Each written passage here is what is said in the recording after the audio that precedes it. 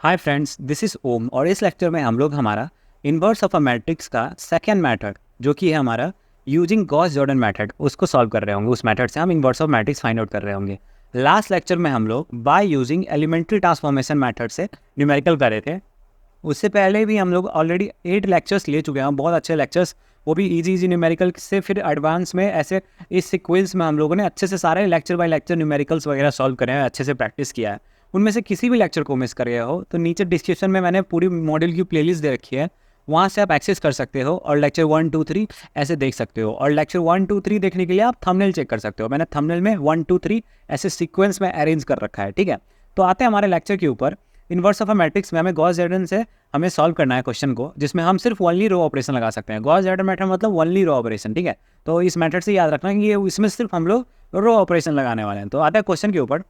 Question है हमारा, using Gauss Jordan method find the inverse of a matrix. ठीक है, हमें गॉस जॉर्डन मेथड लगाना है और हमें इस मैट्रिक्स का इन्वर्स फाइंड आउट करना है। ठीक है, अब इस मैट्रिक्स का इन्वर्स तो हम फाइंड आउट करेंगे, लेकिन हमें पहला चीज़ दूर से ही नजर आ जाना चाहिए कि पहला एलिमेंट 1 नहीं है, तो उसको हम 1 बनाने वाले हैं। ठीक है, अब गॉस जॉर्डन मेथड अप्लाई करने के लिए क्या करना होता है, जैसे ये मैट्रिक्स है ना, इसके आगे आपको इस तरह से डॉट डॉट डॉट डॉट करके एक रेशियो टाइप से बनाना होता है। ठीक है, ऐसे रेशियो टाइप्स बना देना आप, ऐसे डॉट डॉट लगा के, और इसके सामने इसके जस्ट एकदम सेम टू सेम साइज़ का आपको क्या करना है, एक आइडेंटिटी मैट्रिक्स बनाना है। जैसे ये 3 साइज़ का मैट्रिक्स है, तो इसके सामने एक 3 साइज़ का आइडेंटिटी मैट्रिक्स बना दिया। ठीक है, बस समझ लो ये पहला स्टेप यही है तुम्हारा गॉस जॉर्डन मेथड के अंदर। ठीक है, पहला स्टेप हो गया। बस अब तुमको मैं आगे बताऊं, इस जो ये मैट्रिक्स है ना हमारा 3 साइज़ का, जो मैं क्वेश्चन में दे रखा है, इस मैट्रिक्स को हमें रो ऑपरेशन लगा के आइडेंटिटी मैट्रिक्स में कन्वर्ट करना है। मतलब ये बिल्कुल इस फॉर्म में कन्वर्ट करना है जो आपको यहाँ सामने दिख रहा है ना, इस फॉर्म में। और जो भी रो ऑपरेशन तुम इसमें लगाओगे वो इसमें सेम चेंजेस आने चाहिए। ठीक है, वो चेंज होके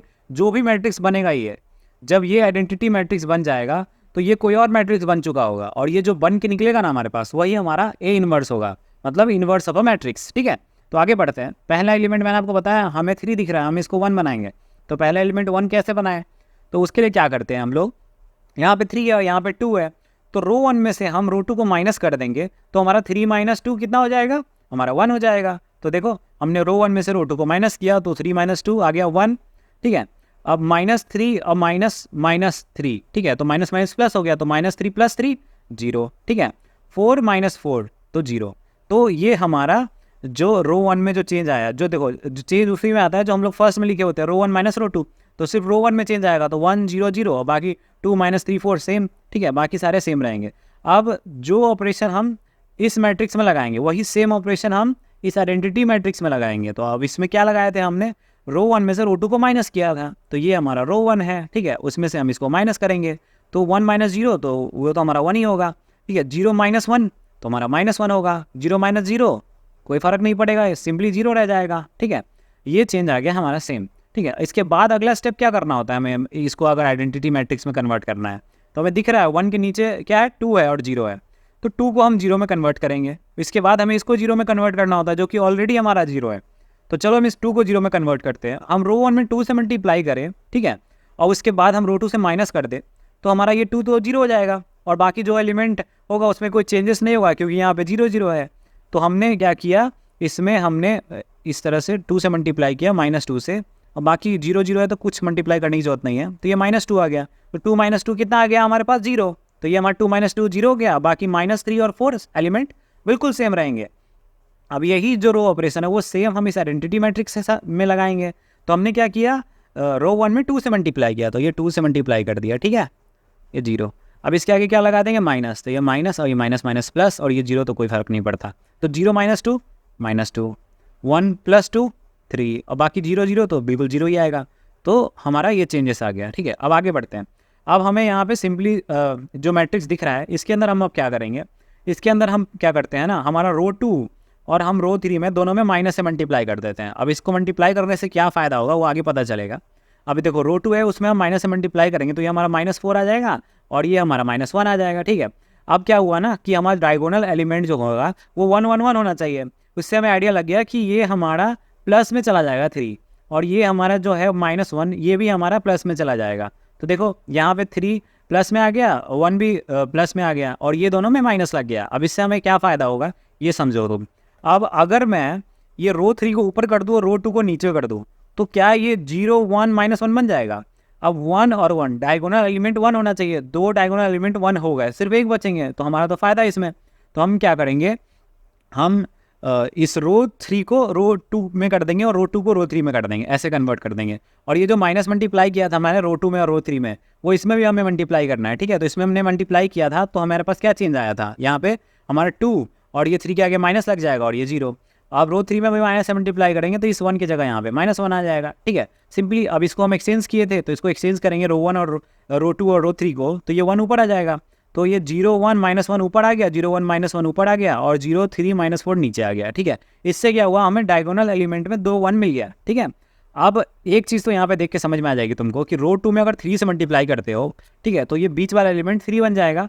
अब 3 बन जाएगा तो क्या रो 2 को फिर तुम रो 3 में से माइनस कर देना, ठीक है। तो इसमें हम 3 मल्टीप्लाई कर देते हैं और रो 3 से माइनस कर देते हैं, तो इससे हमारा ये एलिमेंट 0 हो जाएगा। हमें यही तो करना है, ये एलिमेंट 0 करना है, इसको हमें 1 करना है, इसको हमें 0 करना है, और हमें आइडेंटिटी मैट्रिक्स मिल जाएगा।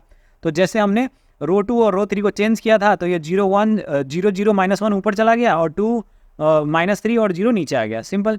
ये हमारे पास पूरा आ चुका था मैट्रिक्स। अब इसके बाद क्या चेंज करना था, हमें रो 2 में 3 से मल्टीप्लाई करना था और रो 3 के साथ माइनस करना था। तो ये 3 आता है यहाँ पे, तो 3 - 3 0, तो हमारा लास्ट वाला एलिमेंट क्या हो जाएगा, 0, ठीक है। अब यहाँ पे -3 मल्टीप्लाई करो, -3 मल्टीप्लाई करोगे तो यहाँ क्या बन जाएगा तुम्हारा, माइनस ऑलरेडी है तो माइनस माइनस प्लस, तो +3 +3 -4, तो क्या बन जाएगा -1।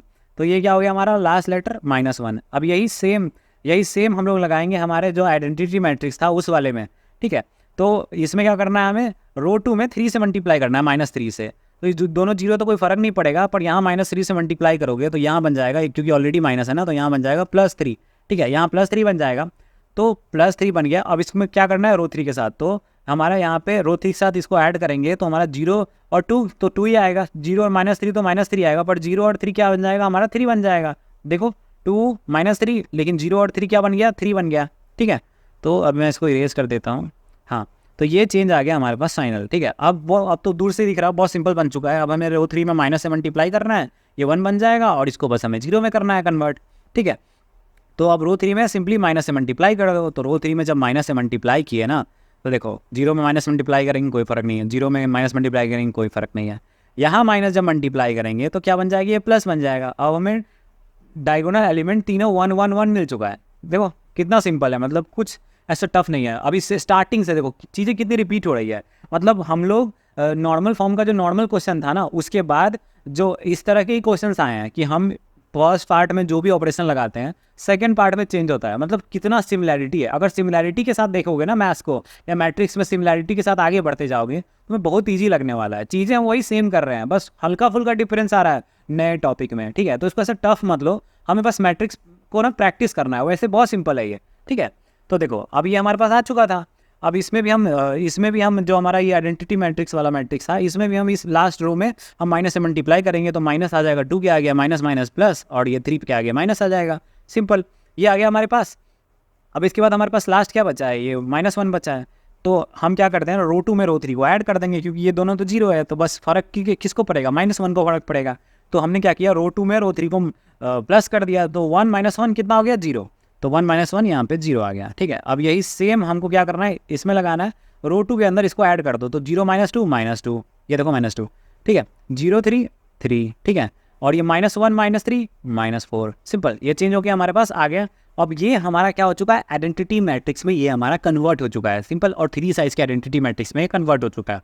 अब जैसे ही ये कन्वर्ट हो जाए ना, और तुम्हारे पास इधर जो चेंज हो गया है इस तरफ, यही है तुम्हारा ए इनवर्स, ठीक है। ये जो इनवर्स ऑफ मैट्रिक्स हम लोग समझ रहे हैं ना, यही हमारा ए इनवर्स। तो हम लोग बहुत ही सिंपल तरीके से हमारा ए इनवर्स का वैल्यू हम लोग ला चुके हैं, ठीक है। तो hence the inverse of a matrix A, that is A inverse equal to, आपको अलग से इस तरह से मैट्रिक्स बनाना है एग्जाम में, और ये जो सेम वैल्यूज़ है ना जो हमारे बन के आए हैं यहाँ पे चेंज कर करके, वही सेम वैल्यूज़ आपको इस बॉक्स के अंदर नोट कर देना है, और आपका यही फाइनल आंसर होगा। एक नंबर नहीं कटेगा, बस इतना करके आ जाओगे, ठीक है। बस कैलकुलेशन का ध्यान रखना, मैट्रिक्स बिल्कुल सिमिलर है एक दूसरे से, टॉपिक हल्का फुल्का चेंज होता है, बस कैलकुलेशन की ही गलती कर देते हैं बच्चे, बाकी और कोई दिक्कत नहीं आता मैट्रिक्स में। बाकी आई होप आप लोगों को वीडियो अच्छे समझ में आया हो। वीडियो अच्छा लगा हो तो वीडियो को लाइक करना, ठीक है। और मुझे सपोर्ट करने के लिए आप लोग इतना कर सकते हो कि अपनी क्लास ग्रुप्स में, जो हम लोग कॉलेज में क्लास ग्रुप्स बनते हैं, उसके अंदर आप मेरे लेक्चर्स के प्लेलिस्ट को शेयर कर सकते हो, ताकि बाकी बच्चों को भी मैं अपनी जो हेल्प करना चाह रहा हूँ ना, बाकी बच्चों तक भी हेल्प पहुँच सके। बाकी वीडियो अच्छा लगा हो तो वीडियो को लाइक करना, और तो सब्सक्राइब नहीं किया है तो प्लीज़ सब्सक्राइब कर दो। बाकी आज के लिए इतना ही। Thank you.